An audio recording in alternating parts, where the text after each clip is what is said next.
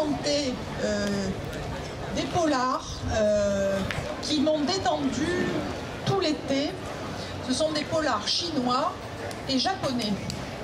Donc pour qui veut continuer les vacances et continuer à voyager par l'esprit, voire même connaître des contrées pour y séjourner peut-être ultérieurement.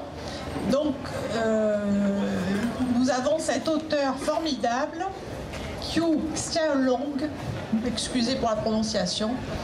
Donc c'est un auteur chinois qui enseigne aux États-Unis, qui est parti pour des raisons politiques aux États-Unis, qui a quitté la Chine.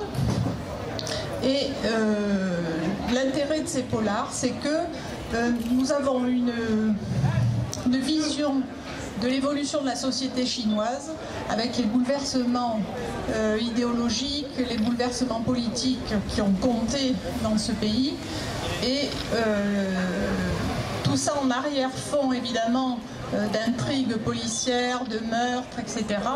Et on a vraiment l'impression de voyager, de partager cette évolution culturelle, de rencontrer la Chine, de se promener dans la ville. Il y a une description des bâtiments, de l'architecture qui est très agréable.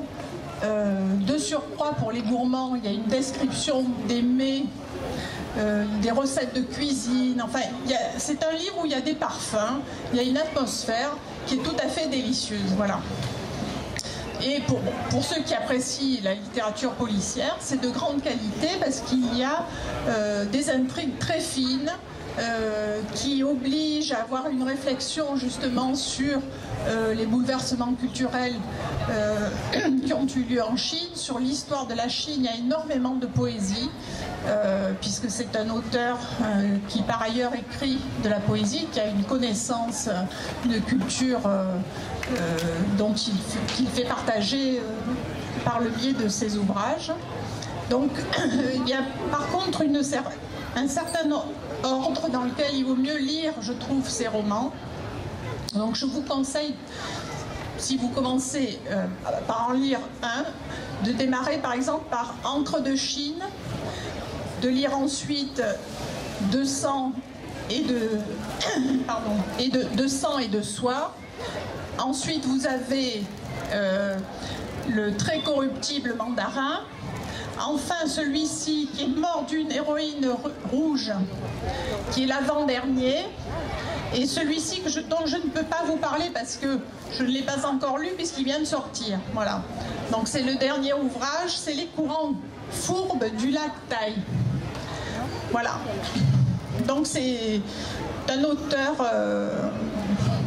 chinois, tout à fait contemporain. C'est une bonne rencontre.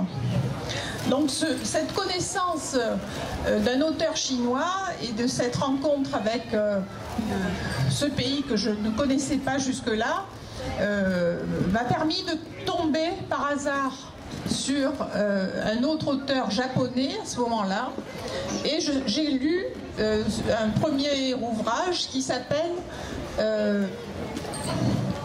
Le village des 8 tombes.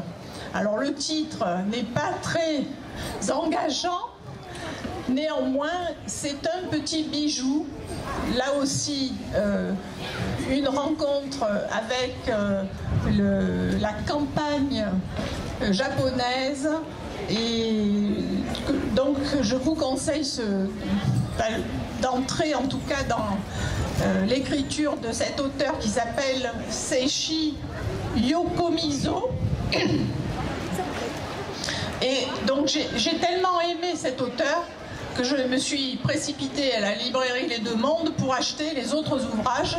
Donc pour l'instant, il n'y en a que 2 autres après donc le village des 8 tombes qui sont traduits, parce que c'est un auteur qui commence à peine à être connu et donc traduit. Donc nous avons La Hache, Le Coteau et Le Chrysanthème, et un autre qui s'appelle La Ritournelle du démon. Voilà. Donc je vous souhaite de bons voyages à venir par la littérature asiatique.